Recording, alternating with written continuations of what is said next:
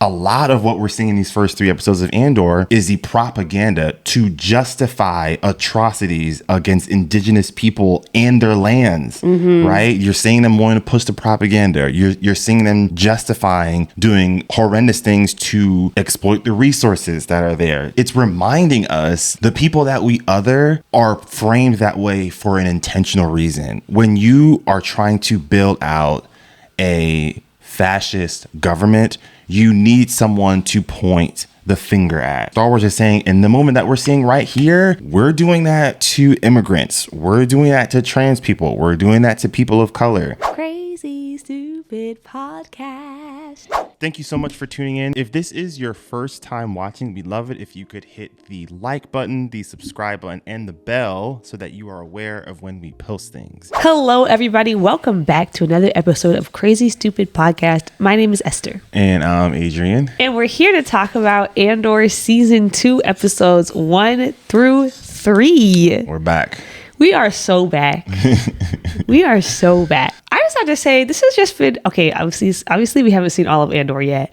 So, but whatever, I have faith it'll be great. Sure. What a year of like phenomenal follow-ups. You know, we had Severance Season 2. We have Last of Us Season 2, Andor Season 2. All shows where the first season set the bar extremely high. Yeah. And they're coming back with the second season, managing to maintain that expectation or exceed it. And I just am so grateful. Yeah, that's a good point.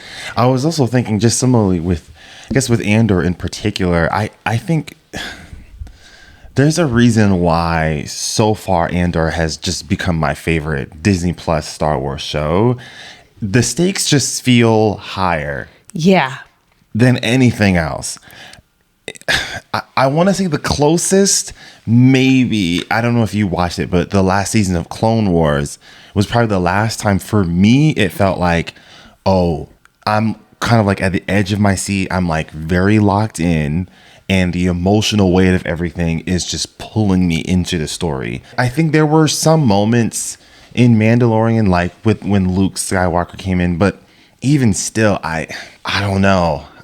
There's something very unique about what I'm getting from Andor that makes me feel like how I felt when I was watching Revenge of the Sith for the first time as a kid. It's like the weight of the Empire, and you're seeing the destruction that it's causing in its way. I don't know, man. Like you feel the pain for all of these characters. I think the soul in Andor is something that I feel like is just so far seems to be on another level than some of the other Star Wars TV shows. And I think that's just really what it is. I 100% agree. I think that, okay, obviously a lot of that is obviously like the writing, the directing. I also think a lot of it is the acting. Yeah. I'm not going to say the acting isn't good in Star Wars, but it is like a different type of acting, sure. You know, where like there's always sort of like a lightheartedness to like almost like a lot of the things, right? And I think that's intentional, but they like completely abandoned that for Andor and were like, no, this is serious. Yeah. And so the actors are getting to really show like the breadth of their skill. And I think that really helps to draw me in. Because listen, Andor's facial expression at the end of that last episode, yeah. When you just realize like all these people, it's like the Empire just takes and takes and takes and takes and takes. Like they all personally have had so much taken from them at the hands of these people. Like you feel it literally hitting a boiling point. Yeah. I mean, I would say that the final act in Revenge of the Sith, I felt like Lucas let them act, especially like Hayden Christensen, Ewan McGregor, and Natalie Portman. I think there were scenes where I was like, oh, this is just pure acting. And then I think we got some of that in Rogue One also. I would agree for Rogue One. I'm definitely sensing a theme of like sacrifice in these few episodes. What people are willing to sacrifice, what they're not willing to sacrifice, but also the weight of these sacrifices as well, right? Like you're getting Vel and Cinta, like Vel, I empathize with her, but you can see that it's becoming a bit much for her. And I think she's a little upset that Cinta doesn't feel the same way. But I remember in season 1 of Andor when Cinta was like, rebellion comes first, and then we pick up the pieces of whatever is left afterwards. And I think that's something, I think as the stakes get higher, Vel doesn't seem to be able to keep up with it all, personally. I think you're seeing it with Mothma. Mon Mothma, I mean, her daughter was part of the deal. She's making a sacrifice there. And I think it's hurting her that her daughter's kind of bought into this culture, which I think there's another conversation we can kind of have with that. And then, you know, some minor things, obviously, like Will and the girl that he's kind of fallen for. So you're just seeing it from everywhere. And I mean, Bix is kind of, yeah. Listen to me right now, writers. Don't put that lady through nothing else. I'm sick and tired of it, okay? It's a lot. I can only take so much more before it just feels like you're doing a bit too much. Relax on her, okay? I feel it. And let her get her lick back real good. She got it, but she deserves more. Yeah, no, that's true. That's true. But yeah, I think you're just feeling the weight of it all now. Yeah, I definitely see that theme. I was also thinking about I think it's related, but I was also thinking about this idea of like attachment. I feel like they're also kind of talking about like what you were just saying with Mon Mothma and her daughter. Yeah, remember we talked like when we were doing the review for season 1, and I was trying to think like, okay, what are they getting at with this like family dynamic? Like, what am I supposed to really take from this? Yeah. And I think where I landed after this most recent episode, particularly that scene right before she walks her out for her wedding, I think what I'm realizing is for Mon Mothma, she has had to intentionally allow for there to just be this barrier between herself and her family because she cannot be truly honest about not just what she's doing, but what she believes. Yeah. Like she truly cannot voice her actual values. And so that also means she cannot be as closely attached to her family. She has to kind of live this sort of isolated while like, you know, feeling alone even when you're in a group of people. Like she has to live with that all the time. And like you were saying with her daughter, like being more bought into this, like she's unable to truly instill in her daughter the values that she holds because she can't be honest about them. And so you just see how that's creating this like rift between them, and it's widening the further and further they each become more entrenched in the opposite sides of the spectrum. Because, you know, her daughter, she's very wealthy. It's unclear to me like what class status Mon Mothma grew up in, to be honest. Oh, they're all rich. Oh, she grew up rich. Yeah. Okay, well, she came out of that somehow. But her daughter's not. Her daughter's growing up extremely wealthy, extremely privileged. And so she's not questioning any of these systems of power the way that her mom is. But her mom cannot be honest with her about that without risking the safety of herself and everything that she's fighting for. Yeah. It's like we're kind of seeing like what it takes to be this dedicated to something, a cause, be it the Empire or be it the rebellion against the Empire. The people who are the most like, I'm in this thing without question are the people who also live lives without personal attachment. So there is less for them personally to lose. Yeah. What you were saying about Andor reminded me of, do you remember that episode in Euphoria when Rue is talking with Ali in that diner, like the full episode, just them having that conversation. He has this quote that has just kind of stuck with me throughout the years, where I'm paraphrasing it, but he says, he starts off just making a joke like, haven't you heard, like, revolutions are no longer radical, there's revolutions everywhere. And like that reminded me of like the first episode where you've got these groups of people where like they're claiming to be on the side of the revolution, but like they're not serious. They're squabbling, there's petty fighting going on. But then Ali also says, a true revolution at its core is spiritual. It is a complete decimation of one's priorities, beliefs, and way of living. It is imperative for you to believe in something greater than yourself. You have to believe in the poetry because everything else in your life will fail you, including yourself. That I think is the feeling that I'm getting from people like Deirdre and from Luthen, they've detached not just connection, but like normalcy in their lives, right? And it's sad because I don't see it as a good or a bad thing. It's just a necessity for them, you know? And you see it at least a little bit in season 1 when Luthen has that speech. He recognizes that essentially, like, if there is an afterlife, I'm probably not going. And he's kind of made peace with that, recognizing that. But at least I know that I'm fighting for something for other people to live in that reality, you know? I don't think it's healthy. However, part of me does wonder if movements require people like that. Yeah. Like people just that willing. It can't be everybody. Well, I think in Mon Mothma's case, to pull back to her story arc, I think she's realizing she can no longer comfortably exist in the world she grew up in. I think she is surrounded by people that are extremely wealthy and are comfortable in ignoring the atrocities that the Empire is permeating throughout the galaxy because it's not affecting them. Yep. And I think she is disappointed that she can't save her daughter from that worldview. Yeah. I think what we're seeing here is starting to, it's helping us make sense with the tragedy that she is experiencing, right? I'm realizing now, you know what she is? She's the woke friend. Dang, that's rough. When you're that person in the group chat that's always talking about the things going on and nobody else around really cares like that, but you can't stop. You have to keep going. That is a lonely life. I know that pain. I was going to say, it sounds like you're speaking from personal experience. One thing on a sort of unserious note, I know Andor is tired of being the smartest man in every room. That guy has got to be sick and tired.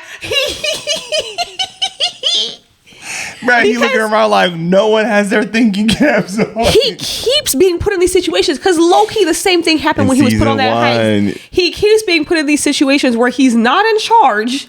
He is subject to the leadership of other people, but he knows he is smarter than them. Yeah. He knows. And he has to be like gently prod them, like gently give them the... Hey, maybe use a tarp to bring in the rain. And we should stand on opposite sides because he's left-handed. Yeah. Hey, you don't know how to fly the freighter that you're trying to get all this money out of it. Bruh. Like, poor guy. I appreciate them showing like it's messy at first, but I think what happens is as the stakes get higher and as your opponent begins to up the ante of how far they are going and what they are doing, those types of petty little differences have to fall to the side in favor of a just laser focused goal. We have one job. Yeah. And after we do the one job, we can hash out everything else. Yes. But this is it. But that only comes when that sense of urgency comes, and a sense of urgency only comes when things really just hit a boiling point, which will be the Death Star in the Star Wars universe. Yes. It's also like it is sad and it is frustrating that it requires a Death Star level problem for people to unite. And also, like, it is, some of that is human nature. Like, things don't feel real for a lot of people until it's closer to home, until the risk feels imminent, especially with how siloed everybody is right now in their own worlds and in their own realities with their own facts and their own news. That's just kind of the reality of things, is like it requires something like that for people to lock in. Yeah, I wonder what our Death Star level event will be. Oh, climate change, we're all gonna die. I think the tragedy of this Andor story is that there are going to be so many characters that either played a large role or a minimal role or were casualties in the Star Wars rebellion fight that are they're going to be a little bit lost in history. And I think there's some tragedy to that reality. I remember a few years ago when I read that Eddie Glaude Jr. book, Begin Again, and he talked about how and I'm not talking about like corporate Black Lives Matter, but like the local ones that are like genuinely on the ground doing like the real work. He mentioned several of their names, some of which I never knew, some of which I low-key forgot. And he said These are the ones that are unalived. These are the ones that unalive themselves. And I just had this thought of like, damn, if he didn't write that book, like I would have forgotten those people. I would have forgotten the sacrifice that they went through. I would have forgotten about the tragedy that they endured. And what we're seeing in Andor just kind of reminded me of that, of like, in the grand scheme of things, there are these legacy characters that people think about when it comes to Star Wars, obviously, like Luke, like Leia, like Hans, but there are these other people that like, they're just lost in the history, you know? Yeah, and it's especially sad when you consider those people, Luke, Leia, they are all standing on the shoulders of all these people. Like the very first thing we see in Star Wars is Leia receiving the plans for the Death Star that they just stole in Rogue One. Yeah. But I think, you know, you don't do it for the fame, you know, like you do it for the cause, and it requires a lot of quiet building before we get to the point where we have a Luke Skywalker, right? Like it's going to require all of this building from all of these people all over the country before we have a person that we entrust with our future. There's a lot of Star Wars fans that appear to have politics that are in opposition to the politics of Star Wars. And I do feel like Star Wars keeps trying to tell you that your beliefs are in opposition to what they stand for. I do think Star Wars has been trying to say that for decades. What's not clicking? But they use the words visas. They use the words undocumented. They use the words illegals. Guys. they said, okay, no more metaphors because y'all dumb as hell. It is so clear. It is so clear. Like, we need to be so serious right now. Away with the allegories. Y'all dumb as hell. Because actually think about the fact that in a galaxy far, far away, they have visas. Yeah. I want you to think about that for a second. That's the writers being like, okay. Enough is they're enough. They're damn near breaking the fourth wall at this point. Like, guys. But also some other things that I realized, and this was listening to some other Star Wars fans that were reviewing it, like Screen Crush kind of talked about this. The Empire has a very like anti-alien rule when it comes to who is in their labor force. Like they are very only human agenda driven. Like when you look at their workers. Oh, that's true. You don't see. Right. Yeah. You don't see that many. But also some other things, like a lot of what we're seeing in these first 3 episodes of Andor is the propaganda to justify atrocities against indigenous people and their lands, right? You're seeing them wanting to push the propaganda. You're seeing them justifying doing horrendous things to exploit the resources that are there, to obviously things like building out the Death Star.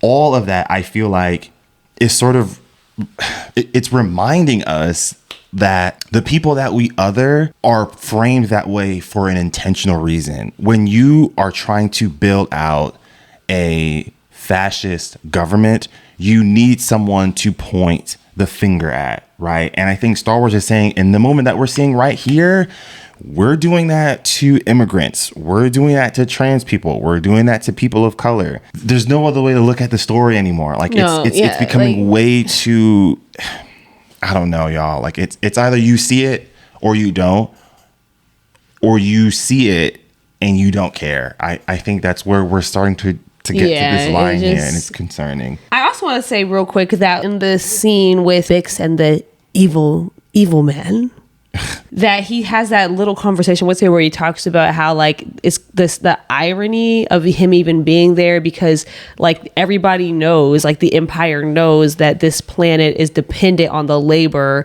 of undocumented people in order for them to profit and harvest their grain. And yet still the Empire still has to like go in and put up this facade of like legality and like, you know, and like enforcing the rules. And I just want to say like that's so clearly reflected in reality, because ever since its inception, right, industrialism and capitalism, they've always been dependent on cheap labor. And the only way that they can have this cheap labor is through either the use of labor from undocumented people, or the exporting of labor to other places. Either way, it's through the mass just mistreatment and oppression and degrading of people that the world's not paying attention to because of their legal status. Yeah.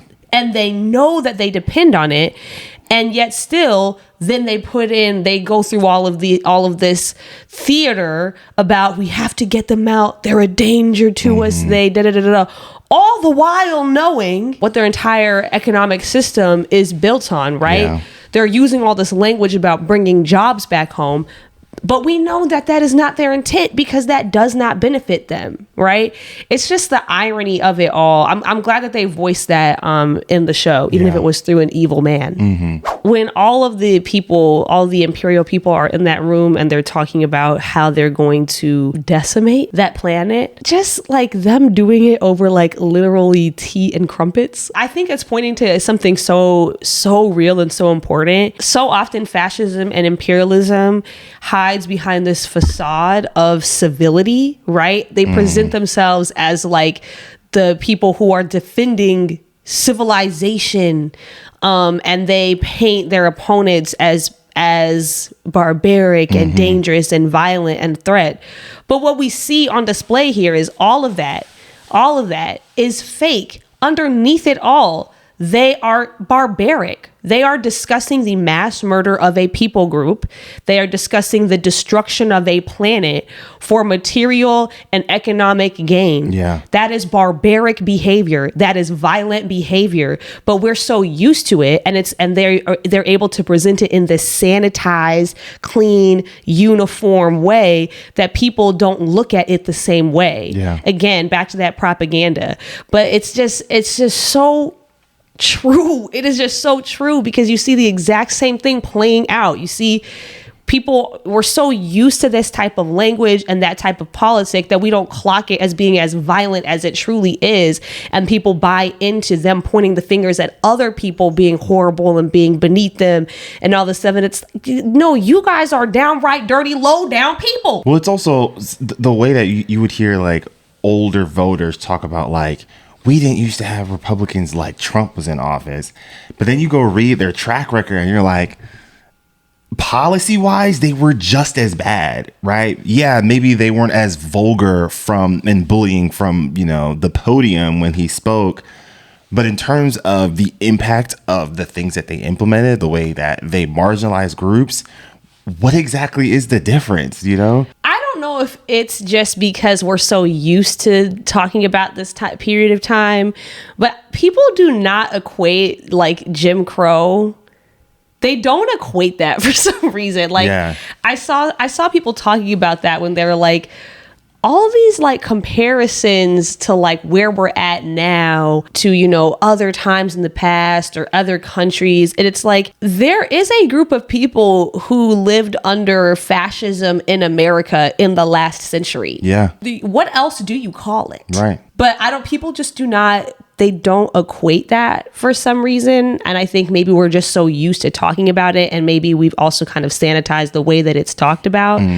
But when you talk about Jim Crow, the flooding of drugs into communities, like that's insane. Yeah. That's insane to break down communities in your own country in that way. What else do you call that? Internment camps. Yeah. Not normal behavior. But like for some reason, everybody is kind of acting like this is the first time it's ever happened here. Yeah. It's not. Overall, the first three, I think, took their time to be a wake-up call, which I like. I think thinking about these first few episodes, it's a year later. They have to establish where they are currently. Yeah. And you're seeing a lot of juxtaposition with where we're at currently. And building up what I know they're doing, because I can feel it. I think the last few episodes, it's gonna be crazy. Yeah. I don't know where we're going, but I know we're going somewhere insane. But anyways, those are our thoughts on Andor. We would love to hear what you all think. Please let us know in the comment sections below. As always, we love the conversations that you all bring. And with that, we will see you all next time. Take care, everyone. Peace.